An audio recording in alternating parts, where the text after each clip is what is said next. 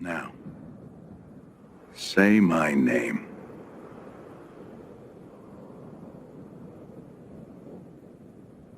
Wand. Uh-oh. Right.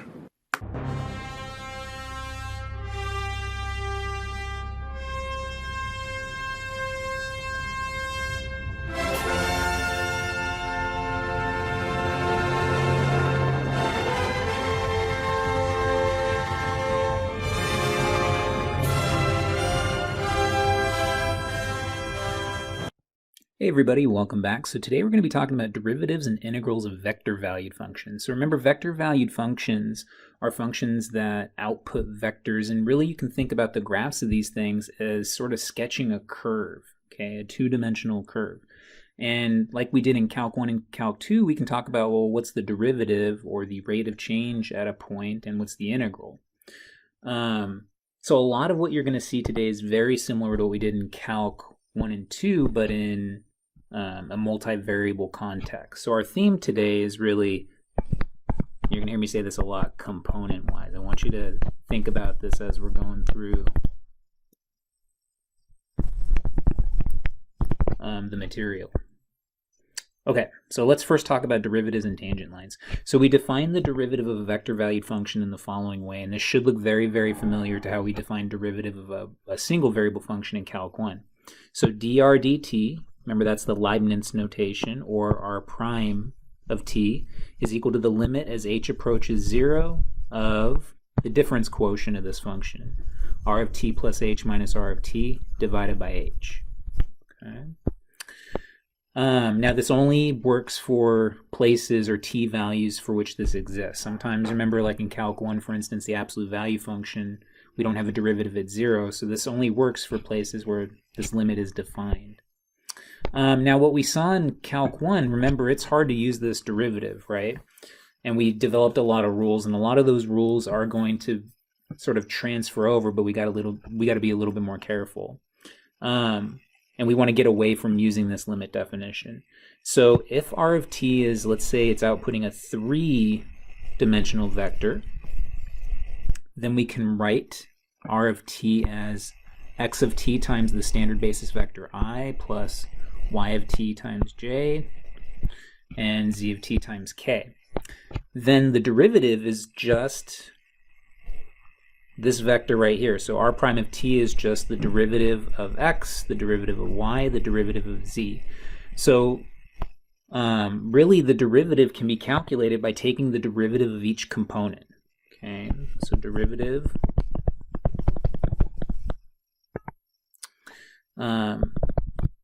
is the derivative, actually here, let's be more pinkies up about it. The derivative of r of t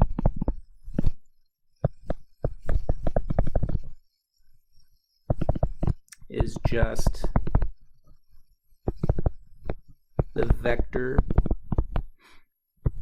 of the derivatives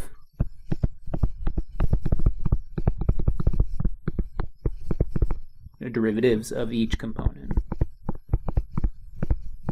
Okay, so again, component-wise, if you want to take the derivative of a vector-valued function, all you have to do is take the derivative of each component. Now, your book sort of goes into why this is the case. I recommend you reading that, why it just comes down to the components. Basically, what you do is you take this definition here and substitute this in for the difference quotient here, and essentially what you're getting is something that looks like this.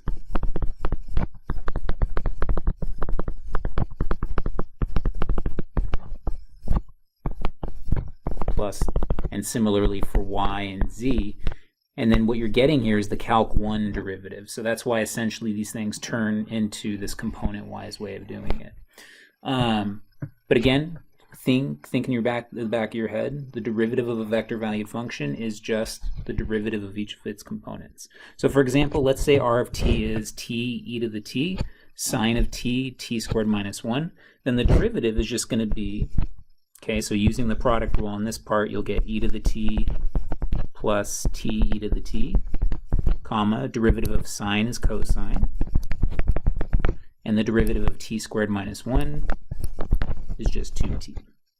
Okay, so again, the derivative of a vector valued function is just a vector whose components are the derivative of the original component functions. Now we have a lot of similar rules like we did back in Calc 1. If you take the derivative of a sum of two vector valued functions, the derivative distributes. Okay. If you take the derivative of a scalar function times r of t, now notice here when I say scalar function, just think of the normal functions that we dealt with back in Calc 1 and Calc 2. So if you take the derivative of a scalar function times r of t, we have a product rule.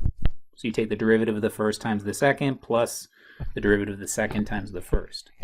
If you take the derivative of the dot product of two vector valued functions, again we have another product rule. Very similar. It's the derivative of the first one dotted with the second plus the derivative of the second dotted with the first. Okay. If you're taking the derivative of a cross product, again we have this similar product rule, derivative of the first cross the second plus the derivative of the second cross the first. And if you're taking the derivative of a composition, so r of f of t, then we have a chain rule. Okay, so it's the derivative of the outside function, you plug in the inside, and then you multiply by the derivative of the inside. Okay. So we have very similar properties that we did in Calc 1, but again, it's just in this vector valued function context. Now the geometric interpretation of r prime of t is the same, essentially the same as what we had back in Calc 1. R prime of t represents a tangent vector to the curve of r of t. So here I have a picture of this graph here. So this is the graph of r of t. So let's say we have this curve, and I have a point A. So if I take the derivative and I plug in A, essentially what I'm getting is a tangent vector. Okay, I'm not getting the tangent line, I'm just getting the tangent vector. Now if I want the tangent line, which is what we're going to build right now, okay, which is the whole thing, whoops, and let's pretend like that actually crossed the whole thing. Boom, there's the tangent line. We have to be a little bit more careful than we were back in Calc 1, but you're going to see that it actually is very similar to the tangent line in Calc 1. So remember, our equation of a line, or at least the vector form, is given by the following.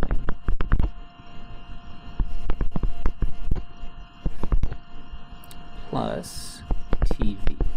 Okay, so that's the equation, the vector form equation of a line that we developed a couple sections ago. Now, if I want to figure out the equation of a tangent line, okay, well, we need two things. We need a point on the line, which if you notice here, all you have to do to get this is plug A into your function. Okay, so that'll give us a point. Plus, we need a vector that's parallel to the tangent line.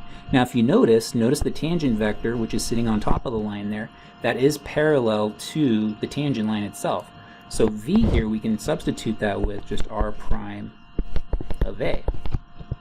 Boom. And this gives us an equation of the tangent line, okay? Or one parameterization of the tangent line. Remember, there's infinitely many of them, but this is a way to calculate it. So the equation of a tangent line in general is given by the following formula. Okay? So the equation of the tangent line of r of t at A, okay, is L of t equal to r of A plus t r prime of A. So for example, let's say we wanted to compute the tangent line at 2 of the function r of t equal to t squared plus 1, 3t2. Then first we figure out, okay, well, what's the derivative? So we'll get 2t, 3e to the t, 0. Okay. Let's plug in the point that we're interested in. So 2, so r prime of 2 will give us 4, 3e to the 2, comma 0. So this is going to be our vector, our direction vector, our vector that's parallel to the tangent line. So then our equation of the tangent line is going to be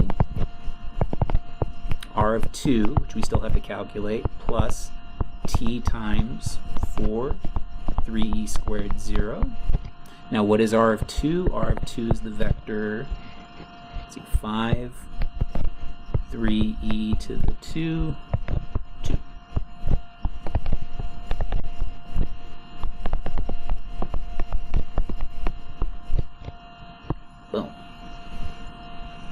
So there's the equation of the tangent line to r of t at 2. Okay, now that we have derivatives of vector-valued functions, we can go the opposite way and talk about integrals. Okay? So we define an antiderivative just like we did in either Calc 1 or Calc 2, depending on where you took Calc 2 at, as the following. So an antiderivative of little r of t is a function big R of t, such that if you take the derivative of big R of t, you get little r back. Okay, so same definition that we had back in Calc 1 or 2. Right? So if you have an antiderivative, then you can talk about the integral. So we say that the integral of a vector-valued function is just an antiderivative of your vector-valued function plus c here. And notice I have c vector here. This is what I'm going to call a constant vector. Remember how you have to always add plus c? Well, since we're dealing with a vector-valued function, our constant is actually going to be a vector. So constant vector here. And normally I'm going to write it as a, b, and c, like this. Okay. So if you have a three-dimensional vector, okay, so x of t, y of t, z of t, then the antiderivative, or the indefinite integral of r of t, is going to be basically the sum. Well, I should say, let's say, go back to our theme, it's component-wise. It's the integral of all your components, and I'm writing it here like your book did in terms of the standard basis vectors. But again, if you're trying to integrate a vector-valued function, it all boils down to basically you're integrating each, whoops, let me not put equals here. You're integrating each component function. So it's component-wise, as we'll see in a second.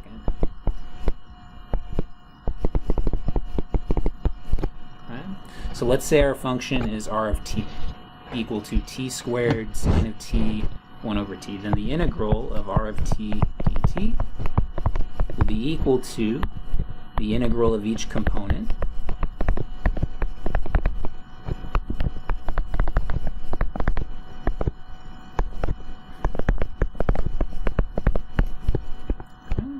which is going to be equal to t cubed over 3 plus a, and notice I'm going to use different constants here, comma, the integral of sine is minus cosine, and then the integral of 1 over t, natural log of the absolute value of t, plus c. So again, component-wise. And the same goes for a definite integral. If you're integrating this, okay, over a to b, you would just integrate each component from a to b and then use the fundamental theorem of calculus and call it a day.